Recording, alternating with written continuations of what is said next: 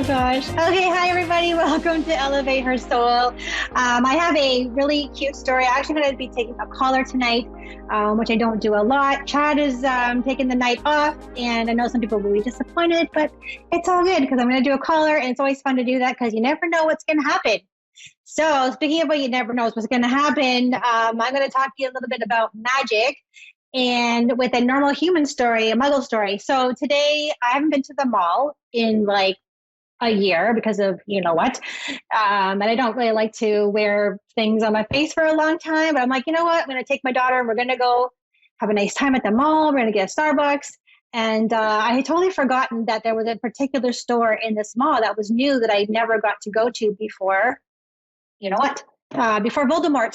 So you guys know I'm a big Harry Potter fan, so you'll see where this is leading. So we're doing our shopping. I was getting kind of tired. I'm like, let's go home soon. She's like, okay. And then we walked around the corner. I was like, oh my God, what is that? And she's like, I think that's a Harry Potter store. I'm like, no way. And I was like freaking out. They even had like the brick wall where Harry Potter like runs through. You have to run through to get to the Hogwarts train to go to Hogwarts. So that was there. So we went in there. I was like in my element because I love everything that has to do with Harry Potter. Okay. There was like little trinkets, there was mugs, there was t-shirts, there was blankets. I was like, oh my God, what do I pick first? And my daughter was laughing at me the whole time. And just the feeling that I get, now it sounds ridiculous. You're in a mall and you're like, what's the big deal, Jen? But like everything about Harry Potter feels so like life-giving. It feels, well, maybe I was like a witch or a wizard in a past life. Actually, I was a witch in a past life, but I actually do know that. So maybe that's why. But, maybe pay attention to the things that excite you. So one of the things that excites me, obviously, is Harry Potter. And so anyways, we went in there, and I'm going to show you just a couple things that I bought because it's the little things that make me really happy. And so I got, you guys know I love to drink tea. So we got a Hogwarts mug here. And then the best thing that they had there was the last water jug with the glasses and the lightning bolt. You can see I tried to show the lady my tattoos, but she didn't care that much. Anyways, it was just really magical to go in there and shop and just find all these things that I wanted to bring home. I wish I could have brought the whole store home, but I wanted, this brings up a point, is that I want to talk about manifesting. So manifesting is very trendy, okay? And I used to teach an actual class online years ago called Magic and Manifesting. And it's really important to know that manifesting is actually a science, and a lot of people are trying to do it. So manifesting is powerful, it's magical, it sends your attention. But the one thing that we're missing in this formula of manifesting is to let it be easy. So that's the hardest part. It's easy to ask for something. It's easy to, make your list. It's easy to be gratitude list, but you're forgetting to be easy about it. Okay. You got to be easy about it, or it's going to take longer. You don't want to strangle your manifestations, or you take the magic right out of it. Okay. That being said, Dave is on the ball as always. I think he said Jolene. I'm so sorry. Hi, Jolene. How are you? Crystal, sorry. Hi, what did I say, Jolene? Hi, Crystal. How are you? I'm so sorry. I got your name wrong. No, you're fine. I'm good. How are you? Oh, I know why. Because I saw Joelton. That's why I saw that. You're from Tennessee. It's so nice to meet you. How can I help you tonight? I was just trying to connect with a loved one. Okay, sure. Do you have a specific person in mind that you want me to bring in? The mother-in-law. Your mother-in-law? Okay. Yeah, I can try that for you. Do you want to give me her name? It makes it a lot easier for me to bring her in. Karen. Karen. Okay, awesome. Okay, so let me see about Karen. Would your mother-in-law, you would just send her being ill before she passed? Not that we know of. Okay. It might not be her, because sometimes we can't sort of like magically bring this certain person through that you want to, but do have someone around you that's a female that was sick. Does that make sense to you? I get someone around you that sort of was cancer, and I see someone having problems with their legs. Does that make sense at all to you? Not really. Okay. Do you have issues with your legs at all? Because I'm seeing, all I can see is this pair of legs in my face. Yeah, she had osteoporosis.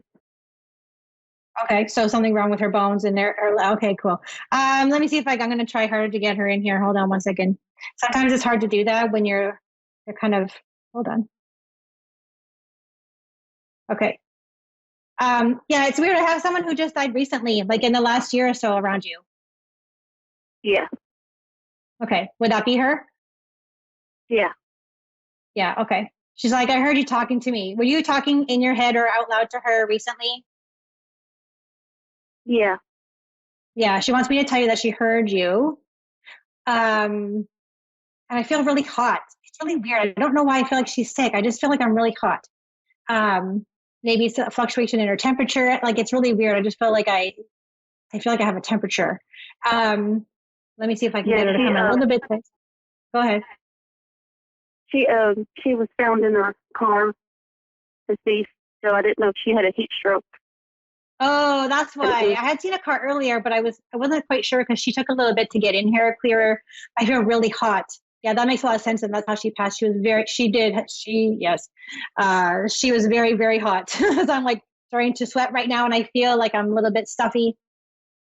Um, yeah, dry mouth, like lack of water kind of thing. Does that make sense? yeah, Did someone in the family find her? her sister. Yeah, she's like, someone in the family found me, and I feel really bad that it had to be my family member. Yeah, it Uh, was. Um, Yeah. Obviously, her sister's having a hard time, but Karen feels really bad that it had to be her sister that found her. Would you understand a dog being really attached to Karen at all? Like I feel like the dog has been left behind at all. Yeah. My dog says he was really attached to her. Okay, because the dog's like, I really miss this person. I feel, and the dog is having trouble understanding where she is, even though dog souls will eventually come around and remember that what's going on, but the dog's a little bit kind of lost. Maybe he's behaving that way, or but just how the dog is aware that she has passed. She's like, oh, sorry. Would you understand either her or someone in the family being very religious or like having a really strong faith? She did, and her mom did. Yeah, it was hard to tell if she's not 100% clear, but she's like someone around me or me was really had a big belief in a bigger power. So like God, Yeah. Her landlord, heaven. her sister's mother-in-law, Miss Woods. Yeah. Mm. Okay, so she wants me to tell her that she was right all along about there being God, because I kind of feel like someone didn't really support that belief somehow in her, maybe her husband, I'm not sure, but someone didn't really support that belief. And she's like, I told you there was a God. She goes, I saw him with my own eyes. Does she have an Yeah. accent? Does she have an accent? To me, Did your mother-in-law have an accent? I'm Southern. Yeah. Okay, well, I guess, yeah, okay, sorry. Because the way she said it, and I don't talk like that because I'm from Canada, but she's like, oh, tell her she was right. And I can hear an accent attached to her energy. Tell her there is a God. And the person that really didn't believe in that was wrong. But they were right. She wants them to be justified in her belief that there is a God. Okay, so she wants you to tell her that there actually is. Oh, I definitely believe in God. Yeah, good. That's awesome. It's just weird. There's like a man or something that she's referring to that didn't support the beliefs as much as they did, and she just like there is until she has someone called Mama. Does she call somebody Mama? Yeah, her mom. Okay, perfect. Because she goes, tell my mama there is a God. It's almost like it's not her mission to tell you guys that, but she really. I've never had this come through in a reading before. She says, "Tell my mama that they were right." Her mom Okay. actually passed away.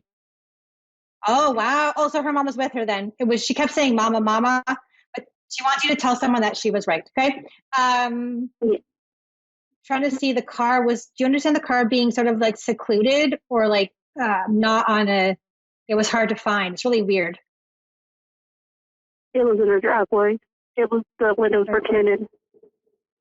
It's like she's like it was hard to find me or something. Or I don't know if she was been there a long time, but I just feel like she was hard to Yeah. find. Yeah, because the windows were so tinted we couldn't tell if she was in there or not. Oh, there you go. Yeah, because I feel like she was in there a while and she's like wondering. She passed pretty quickly, but she's like, her soul was kind of still around. And she's like, I wonder when people are going to find me. I feel like I'm hard to find. And she had this thought about, I wonder when people are going to find me out, she said. Wonder are people going to find me out? But she is like, she is okay, because I feel like someone is wondering, like, there's a guilt around there, like not being able to find her, and like how did she pass? And the reason why I felt sick to my stomach earlier and I felt like I was sick is because I think she vomited. Like, I don't want to make you upset, but I think she was very ill while she was in the car. My I think husband's that's trying why to I like picked up guilt. this. Yeah, yeah. So she wants me to tell you, please don't feel, please don't feel guilty about it. And would you understand someone covering her with a blanket? Yeah. Okay, she wants to say thank you. Whoever did that, she says thank you. Thank you so much for doing that, because it's like I still had my dignity. You know, I felt kind of bloated and something. I don't feel like I look like myself, and so thank you for covering me for a blanket with a blanket. Yeah, they covered her in a white sheet so they didn't want nobody to see her. Yeah, she wants to say thank you so much. It's like she had her dignity kind of thing, and she's grateful for that. She wanted me to tell you that. So you know what? Honestly, it took her a little bit to get through here for me to totally like have her talk to me clearly, which happens sometimes, you know. But please know that she is okay. She's okay. She goes, tell her I'm okay, and that she's with her mama. She said.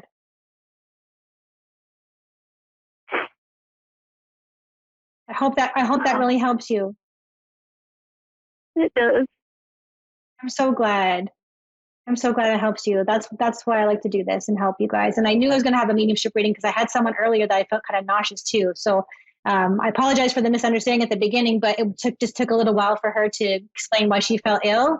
So I hope you find some peace and you can find some healing with that. Thank you so much for calling me. You're welcome. Thank you. Okay, bye, honey. Aw. Okay, that was a little tricky and a little sad, but that happens sometimes in readings, because sometimes the sad ones give you the most healing, the most appreciation for working with the spirit world, and kind of like a magical feeling. You know, it's magical to know that your loved ones in spirit are around you all the time.